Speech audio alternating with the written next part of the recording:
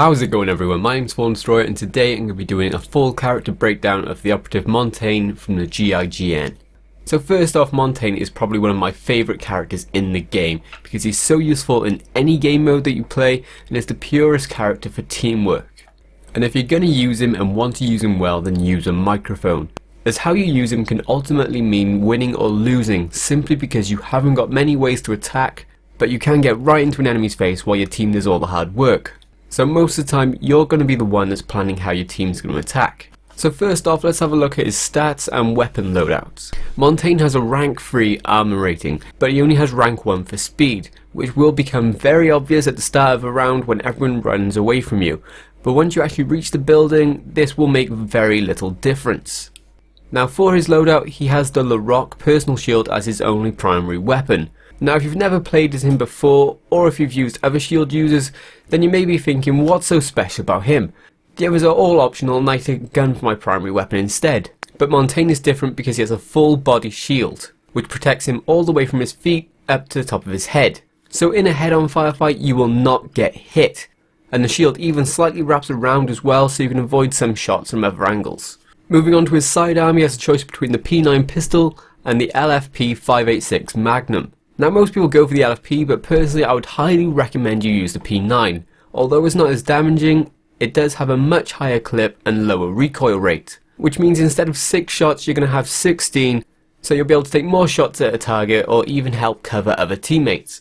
And finally for the gadgets, you have the choice between stun grenades or smoke grenades. I've never used smoke grenades with Montaigne simply because most situations his shield is more than sufficient. Even crossing open areas, if you're being shot at, the smoke grenades wouldn't really provide you with a great tactical advantage. As far as actually using Montaigne within the game, I see so many people using him like a standard operator, which in so many ways he just isn't. They seem to think because he's got a full body shield they can rush into the enemy and be fine, and whereas they might not get hit if they can only shoot his shield, he has no way to attack while in full body mode. So you can't melee, aim, reload, throw stun grenades or even crouch while it's active. That coupled with the fact that he has no breaching equipment at all, he will only be able to breach through the wooden barricade, so don't go it alone. The best way to use him is to basically orchestrate to your team how you're going to be attacking. With most of the advancing inside of the building, they will be taking cover behind you while you walk around with a full body shield on. Let's say you come across an enemy in a room while making your way to the game mode's target. The best option is to put Montaigne either to one side of a corridor and have someone behind leaning over his shoulder to take shots, or stand him in a doorway using the same technique. Me and my friends have got so many kills this way, so I can assure you it's a very tried and tested method that will work. And the great thing is, when you need to reload, or there's loads of shots being fired at them, they can just duck behind the shield and not get hit.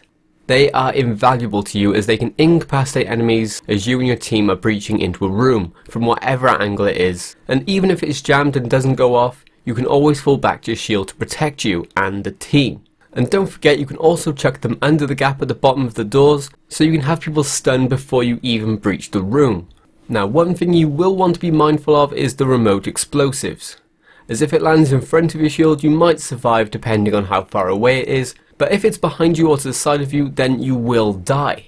And the last tip I've got for when you're playing as Montaigne is that when you're entering through a window or dropping through a hatch in the floor, pay attention to where the nearest cover is, or at the very least where the nearest corner is. This is because say you drop into a room and there's an enemy hidden that's shooting at you, you will want to get into the full body shield as soon as possible and get to cover. So even if you're not able to attack because you're pinned down, you can still tell your team where the enemies are. And you can even mark them so that they can get ambushed, or your team might be able to help you into a better position to shoot.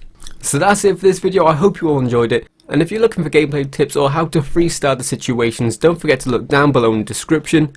And if there's any particular character you would like me to do a breakdown for next, or even if you're looking for hints and tactics, just let me know down below in the comments. So if this has been helpful to you, then don't forget to smash that like button before you go, and if you're new to the channel then why not subscribe, as it really helps me out. So until the next video, Toodle Pip.